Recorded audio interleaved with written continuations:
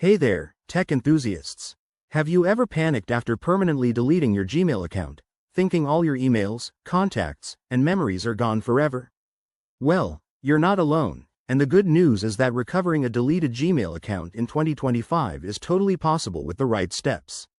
In this quick guide, I'll walk you through the process step by step, so you can get back up and running in no time. First things first, act fast. Google usually keeps deleted accounts recoverable for a short period, so don't wait around. To start, head over to the Google Account Recovery page. You can find this by searching Google Account Recovery on any search engine or going directly to google.com/accounts/recovery.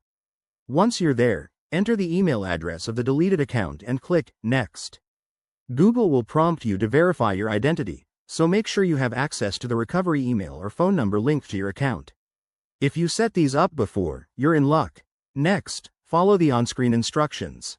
You'll likely need to answer security questions, provide a recovery code sent to your phone, or verify recent login activity. Be honest and accurate with your responses to increase your chances of success. If your account was deleted due to a hack or suspicious activity, Google might require additional verification, like uploading ID. Now, if the standard recovery doesn't work, don't give up. Check your spam or trash folder for any emails from Google about account deletion.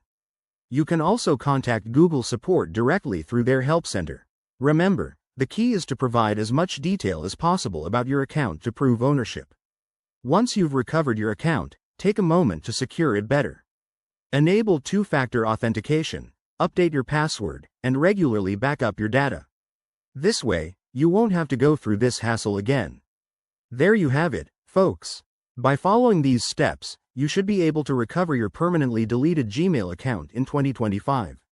If you found this helpful, give this video a thumbs up, subscribe for more tech tips, and drop a comment below if you have any questions. Stay safe online, and I'll see you in the next one.